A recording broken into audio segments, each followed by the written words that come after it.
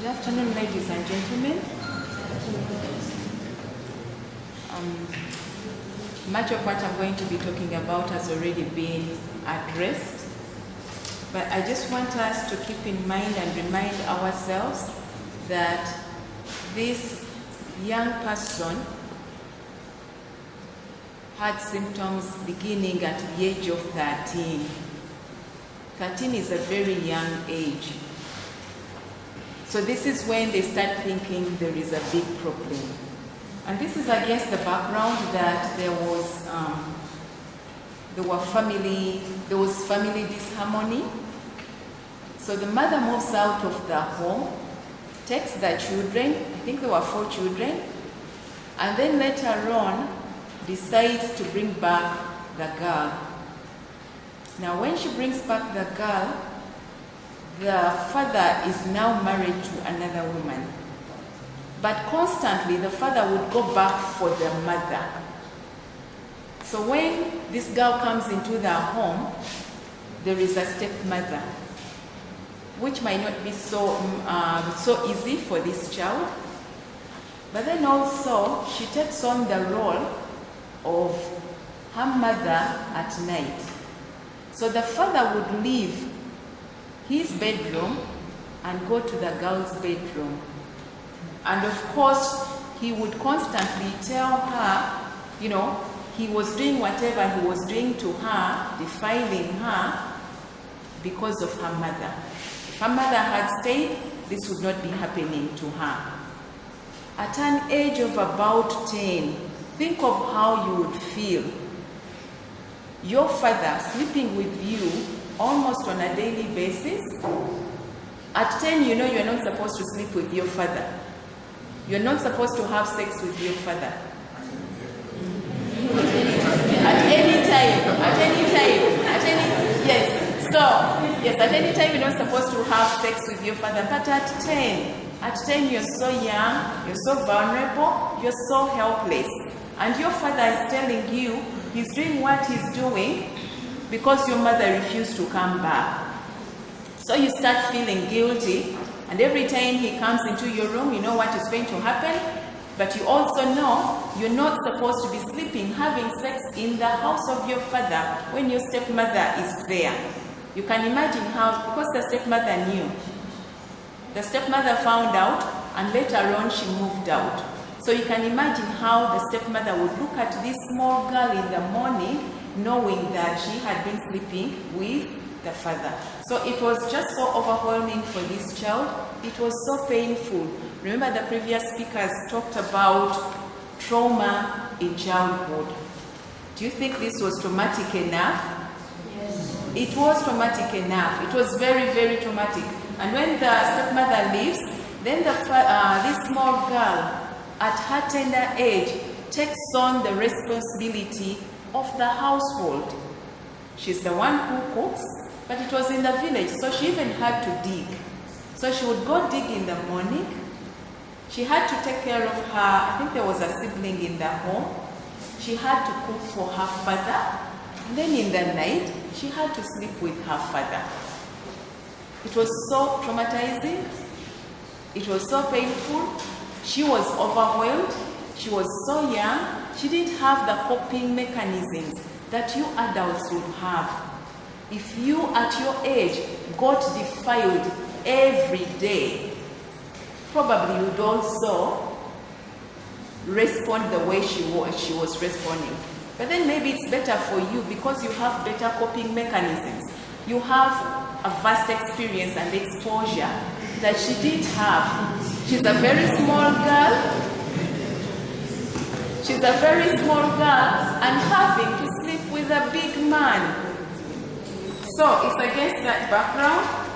And the other thing that I wanted to point out was that when I talked during the therapy, there was indication that the symptoms were worse when she started staying with her partner. And we're going to look at why.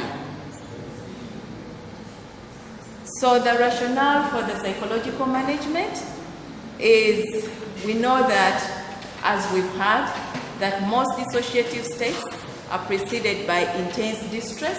This girl was intensely distressed. She was traumatized. She was so insecure. She wasn't in a safe place. She also started mistrusting humans.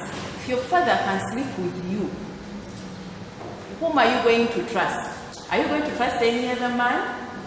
No, if your father, one of the most important people in your life, is doing this to you, chances are that all the other men that are going to come to your life, you're not going to trust them, okay?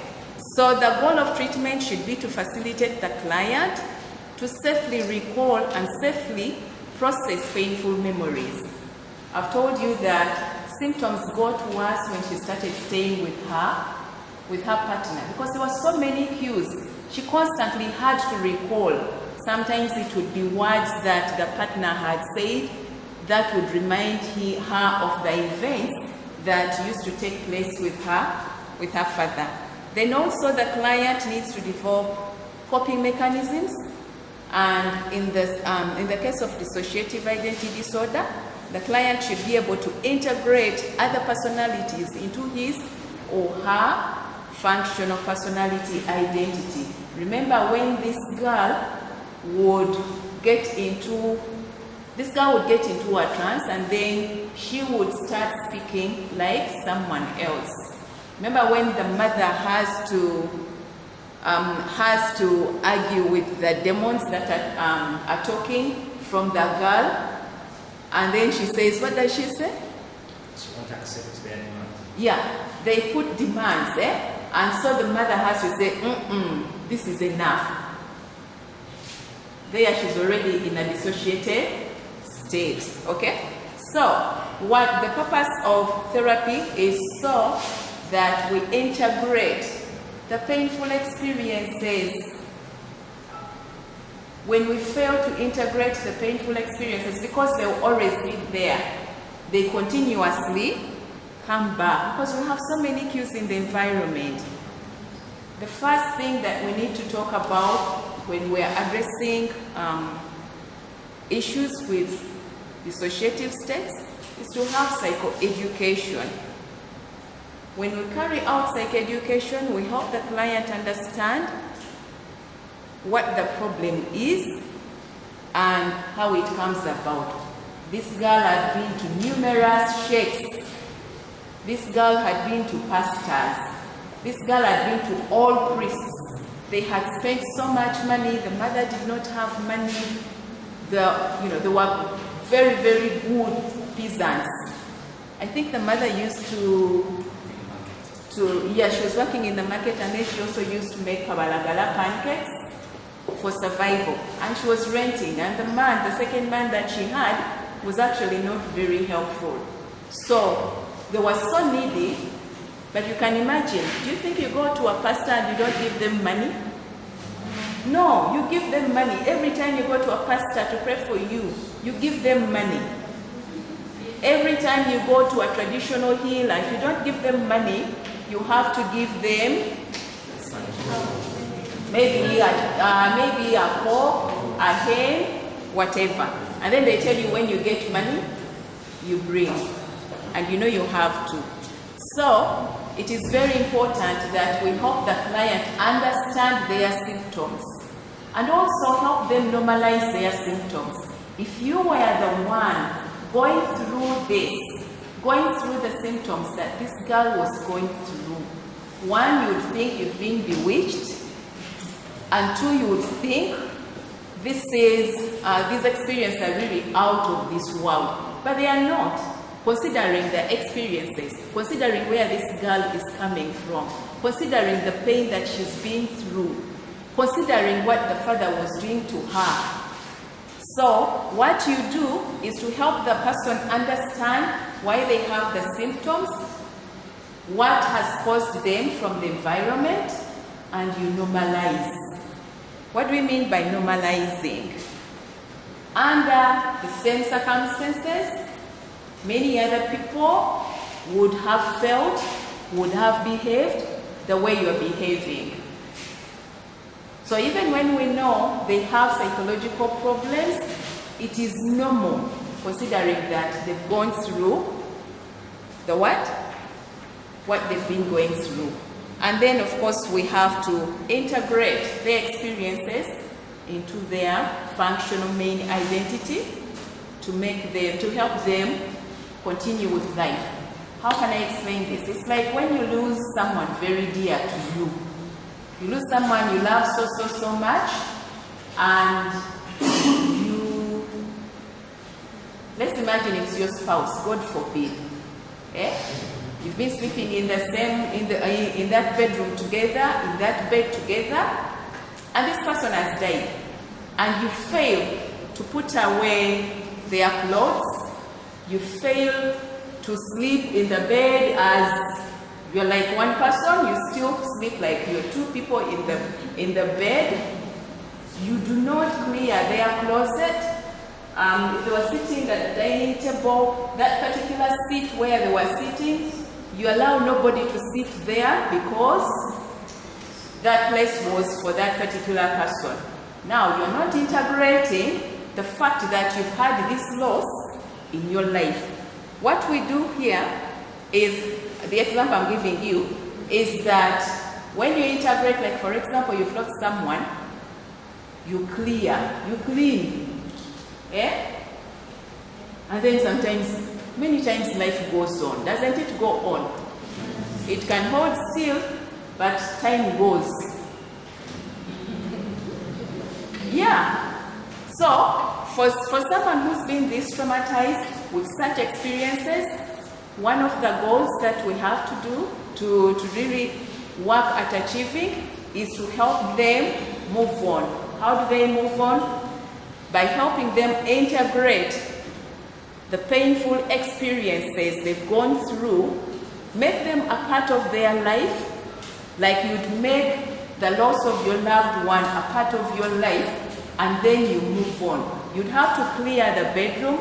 In my culture, if it's, I think whether it's a man or a woman who has died, and a spouse, you change the direction of where your headstand has been facing.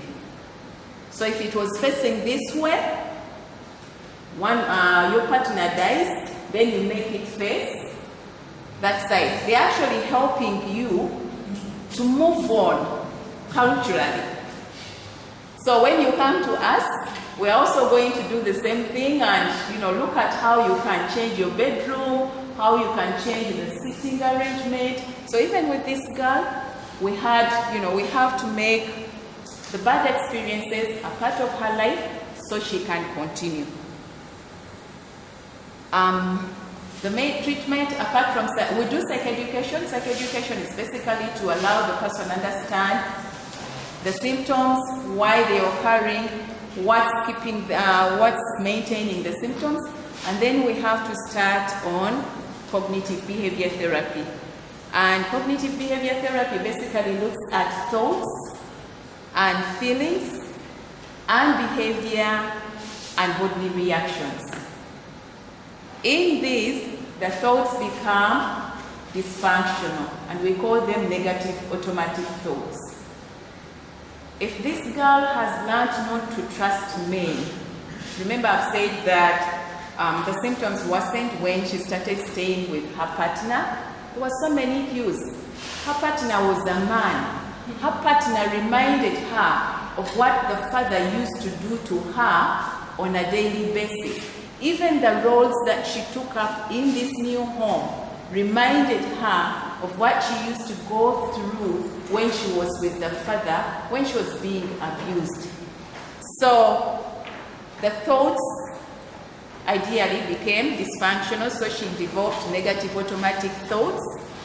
And then, so the first sessions are focused on helping the client isolate his or her thoughts from their feelings. It is so interesting. We take feelings and thoughts for granted, but if I asked you, sometimes, you ask people, educated people who you think clearly know what a thought is and what a feeling is, you ask them about their thoughts, and they'll tell you about their feelings. Interesting.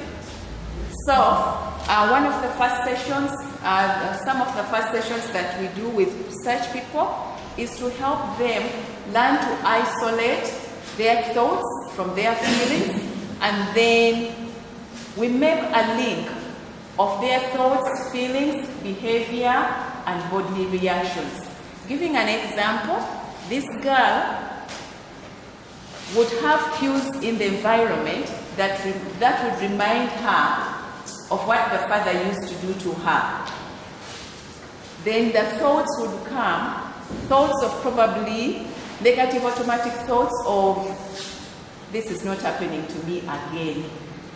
And then the feelings, and then the behavior probably would be to black out. But interestingly, this same girl, when the thoughts would come, she would start hyperventilating. She would complain of a headache, then she would start hyperventilating, then she would start saying she was feeling dizzy, and then she would collapse. If you are feeling dizzy enough, you're going to do what? To collapse. And then in the collapsing, she would black out. Okay?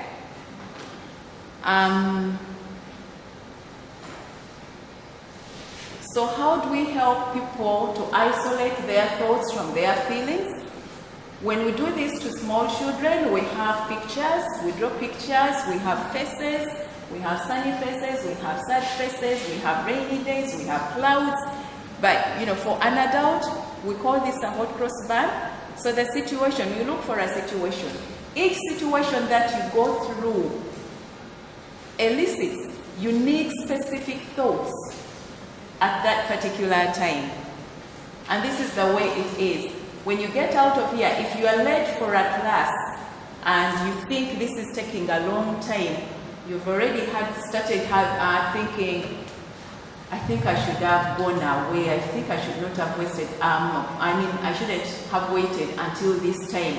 And then maybe what you're feeling is a little bit of anxiety, and then that anxiety will lead to you feeling a little, wanting to move, and maybe getting a little bit irritable because we are not completing. And then maybe the body reactions is that maybe your pulse is going to maybe slightly go up. But we want you to be aware of this. And this is called socialization of CBT. And once you are, then it is so clear for you to start linking your thoughts. Sometimes are there times when you've been angry or anxious and you really do not understand why?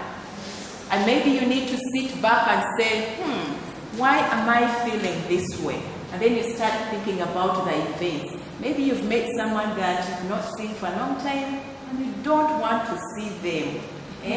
Then you can give your explanation, the thoughts. Not again, I'm seeing this person, but I didn't want to see them. Okay? And of course that will bring in thoughts, feelings, and the behavior is going to be related to your feelings and your thoughts and also your bodily reactions.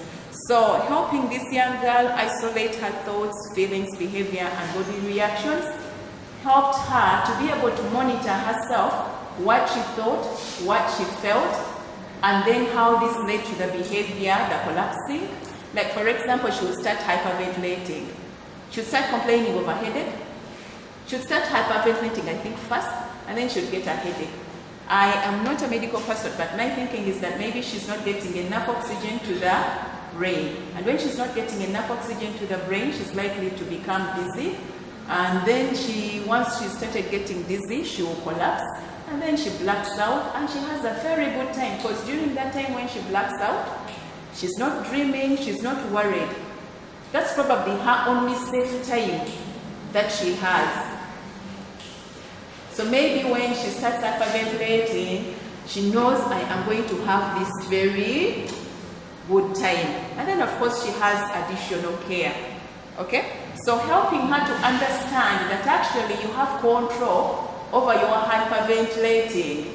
You can decide not to hyperventilate. You can decide to breathe in deeply, hold your breath, and then release it gradually. Because then that will mean that you're getting enough oxygen to your brain and you're not going to feel dizzy. Okay. I thought this was very interesting. People who are traumatized, people who have gone through painful experiences. I thought this really summed up everything that people with dissociative states, people with trauma go through. Think of a linen cupboard. I don't know whether it should be a linen cupboard or a linen ward. But anyway, it's there. And you just stuff everything in there. And then you try to lock. But every time you pass by, it's going to open and stuff is all going to do what? To flow out. When you are traumatized, that's how, in my mind, that's how I visualize it. When you're traumatized, all the cues, anything that reminds you of what you used to go through, anything that reminded this young girl of the trauma. Oh, the other thing I forgot to tell you. This girl, eventually, I think at the age of 12, gets pregnant. But you alluded to it. So the girl gets pregnant by the father. When she gets pregnant, she doesn't even know that she's pregnant. And then her tummy is bulging. In the neighborhood, there is an aunt, a singer, who's asking, what is happening to you? What have you been doing? But the singer, the auntie, also knows that this man is abusing the daughter, but has kept quiet. So the aunt is blaming the girl. And then I think at around 7 months, the girl miscarries.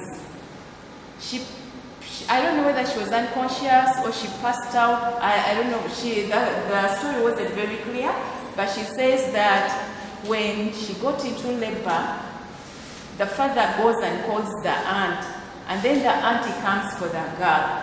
When the aunt takes the girl doesn't remember the embryo, the whatever coming out, but she remembers waking up and the dead baby, the dead neonate is put next to her. Next to her, like, you have a baby who's sleeping. How many of you would go through this and not be traumatized? And remember, we are saying that the symptoms intensify when she got this partner, she's pregnant, and so she's recalling everything that she went through, and maybe even worrying that maybe it's going to be the same thing again. So this is a linen cupboard. All the cues, everything that reminds you of the pain that you've gone through is in there. So anything that reminds you, whether it's you being pregnant, whether it's your partner talking about sex, whether it's your partner blaming you, whether it's you doing household chores like you're doing them in your father's household, it's all in there. So whatever, every time you pass by, the linen cupboard opens and everything flows out. So what we do in psych education and CBT is helping the person to take away first, we remove all the linen. How do we remove the linen? We talk about all the cues. In the CBT, remember where we have the situation? The child, this person comes with an incident of blacking out and having problems. Then we ask her, what happened this time? Tell us what you're thinking. Remember, we've already socialized the client to learning to isolate their thoughts and their feelings. So then the client tells you, this is what I was thinking. This is what happened. This was the situation. And then what happened again? And then we go through that Hot Crucible. So we are helping her to realize the association, the relationship that is between her thoughts, her feelings, her behavior, and the behavior which is the blacking out, and the bodily reactions. So when we are done, we'll do like as many as the client has. Then afterwards, we normalize. We help her to fold everything and then put it back in the cupboard, so that finally, even when these memories are there, they should not be as painful, they should not be causing her the distress that will get her into blacking out, dissociating, or having other. Yes. And people who have been traumatized, people who have gone through so much distress are always like on the alert. But when we clean up, like we do in that linen cupboard, then memories are put away safely. We interpret those memories. Like for example, she will say, I know I was abused by my father, and I know it's not right, it's not proper, but this is what happened. I will decide to move on. And when even the cues are there in the air, she's able to remind herself, this happened, but it is not going to destroy me. It does not make me who I am. I will move on. We are done.